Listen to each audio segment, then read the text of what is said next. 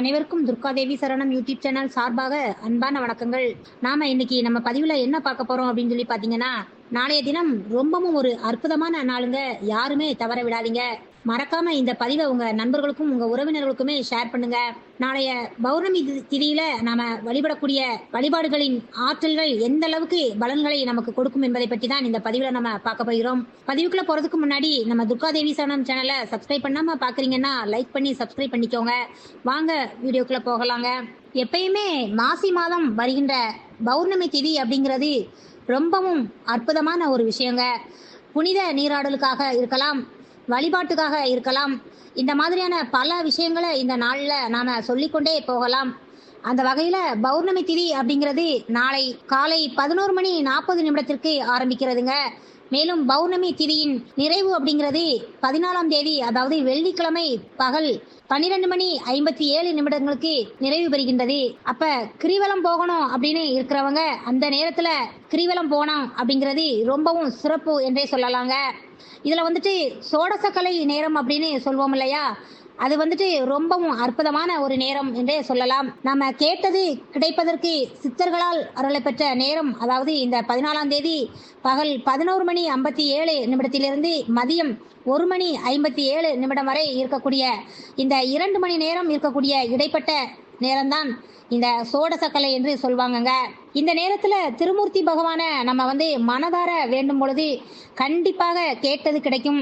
இவை எல்லாமே தர்மத்திற்கு உட்பட்ட நேரம் என்பதை அனைவருமே தெரிஞ்சுக்கோங்க சகோதர சகோதரிகளே. இந்த நேரத்திலும் ரொம்ப சிறப்பா செய்யணும் அப்படின்னா சிவ வழிபாடு அப்படிங்கிறது இந்த நேரத்துல ரொம்பவும் முக்கியமானது இந்த பௌர்ணமி திதி தாங்க. இதுல நம்ம ஏற்கனவே சொன்னது மாதிரி கிரிவலம் வருவாங்க அப்படிங்கிறது வழிபாடு செய்யறதும் ரொம்பவும் ஒரு அற்புதமான ஒரு பலனை நமக்கு பெற்றுத்தரக்கூடியது என்பதை மறந்துடாதீங்க. இதுல ரொம்ப முக்கியமா பார்த்தோம் அப்படின்னா பெண் தெய்வ வழிபாடு, முக்தி வழிபாடு அப்படிங்கிறது ரொம்பவும் ஒரு ஆற்றல் வாய்ந்தது இந்த பௌர்ணமி திதியிலங்க. அப்ப நமக்கு அருகாமையில் இருக்கக்கூடிய காவல் தெய்வங்களாக இருக்கலாம், நம்மளோட குல தெய்வமாக இருக்கலாம், சக்தி வழிபாடுகளாக இருக்கலாம். இந்த மாதிரியான தெய்வங்களை வழிபாடு செய்யும் போது அப்படியே அத்தனை ஆற்றல்களையுமே நம்மால் உணர முடியும் அப்படிங்கிறது ஞாபகம் வச்சுக்கோங்க.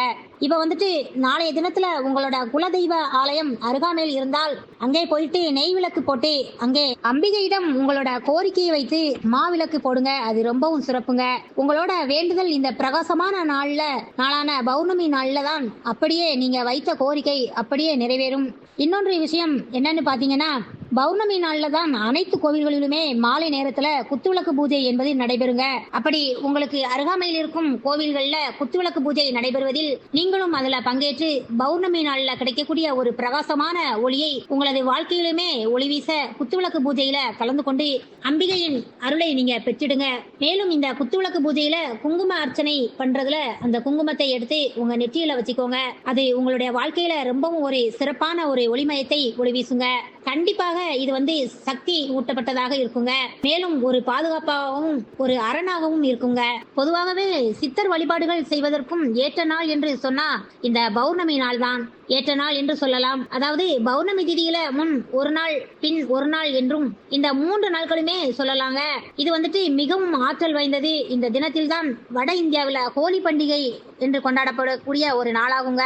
இன்னும் நமக்கு எண்ணற்ற பலன்களை கொடுக்கக்கூடிய இந்த மாசி மாதத்தில பௌர்ணமி திதி அப்படிங்கிறது ரொம்பவும் ஒரு அற்புதமானதுங்க. நாளைய தினத்துல நிறைய கோவில்களில் தானங்கள் செய்வது, அதாவது தானம் என்றால் அன்னதானம் செய்வது வெகு விமர்சையாக நடைபெறும் நாளாகுங்க. இப்படி அன்னதானத்திற்கு உகந்த நாள் என்று சொன்னால் இந்த பௌர்ணமி நாள் தான். எக்காரணம் கொண்டும் இந்த நாளை நீங்க தவற விடாதீங்க. மேலும் இந்த பதிவை பார்த்துட்டு இருக்கும் அனைவருமே உங்க கருத்துக்களை கீழே இருக்கும் கமெண்ட் பாக்ஸில் பதிவிடுங்க. நண்பர்களே, இந்த வீடியோக்கு லைக் பண்ணி சப்ஸ்கிரைப் பண்ணிக்கோங்க. மீண்டும் அடுத்து ஒரு நல்ல தகவலுடன் சந்திக்கும் வரை உங்கள் சகோதரியான துர்காதேவி சரணம்.